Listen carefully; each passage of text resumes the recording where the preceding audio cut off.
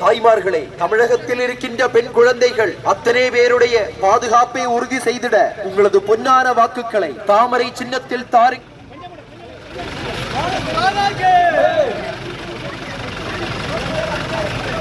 பேரன்பு கொண்ட பெரியோர்களே, பெரும் மரியாதைக்குரிய தாய்மார்களே, சகோதர சகோதரிகளே,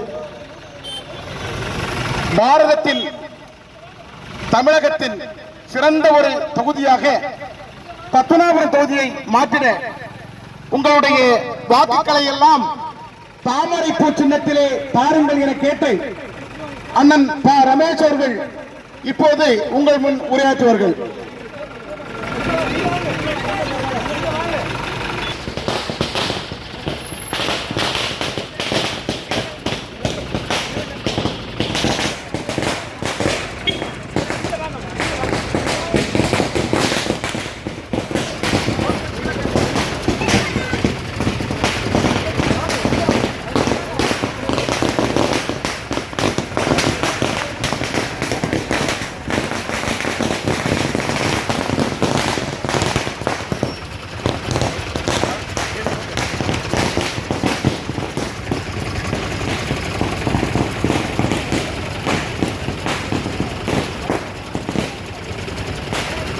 மிக சிறப்பான வரவேற்பை தந்த எனது அருமை சொந்தங்களுக்கு நன்றி கலந்த வணக்கத்தை தெரிவித்துக் கொண்டு, நீங்கள் அத்தனை பேரும் தாமரைக்கு வாக்களித்து என்னை வெற்றி பெற செய்தால் நான் நம்மளுடைய பகுதியினுடைய முன்னேற்றத்திற்காக இரவும் பகலுமாக பாடுபடுவேன் என்றும், ஒரு அமைச்சர் நமது தொகுதிக்கு செய்யாதவற்றை எல்லாம் கண்டிப்பாக நான் செய்வேன் என்றும், இன்றைக்கு 10 வயது சிறுமி முதல் 80 வரை மூதாட்டி வரை பெண்களுக்கு பாதுகாப்பு கிடையாது.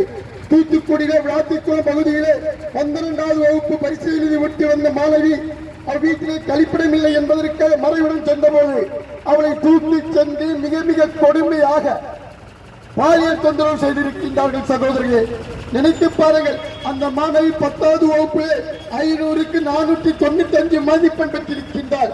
அவள் என்ன கனவெல்லாம் மனதில் வைத்திருப்பாள். மருத்துவராக வேண்டும், IAS ஆக வேண்டும் என்ற கனவோடு அந்த மாணவி சென்றிருப்பாள். அவளை சின்னம் பின்னமாக கற்பழித்து கொலை செய்திருக்கின்றார்கள். ஒரு காலம் மன்னிக்க முடியாது. ஆகவே ஒரு மாற்றம் வேண்டும். அந்த மாற்றத்திற்காக வேண்டிதான் தாமரை சின்னத்தில் நான் போட்டியிடுகின்றேன். அது மட்டுமல்ல, குடிநீர், நாம் குடிக்கக்கூடிய தண்ணீரே மலத்தை கலந்து 3 கிராமங்களுக்கு அந்த தண்ணீர் சென்றிருக்கின்றது. மனிதனால் குடிக்கக்கூடிய தண்ணீர்ல மலத்தை கலந்தவரை இதுவரை திமுக அரசு கண்டுபிடிக்கவில்லை, கைது செய்யவில்லை. காரணம், செய்தவன் திமுக காரன். ஆகவே ஒரு மாற்றம் வேண்டும். எடப்பாடியார் தலைமையிலே தமிழகத்தில் ஒரு எழுச்சி வேண்டும். அதற்காக நீங்கள் தாமரைக்கு வாக்களித்தாருங்கள். உங்கள் வீட்டு பிள்ளையாகிய எனக்கு தாமரையில் வாக்களித்து வெற்றி பெற செய்யுங்கள் என்று உங்கள் பாதங்களை எல்லாம் தொட்டு வணங்கி கேட்டு விடைபெறுகிறேன். நன்றி, வணக்கம்.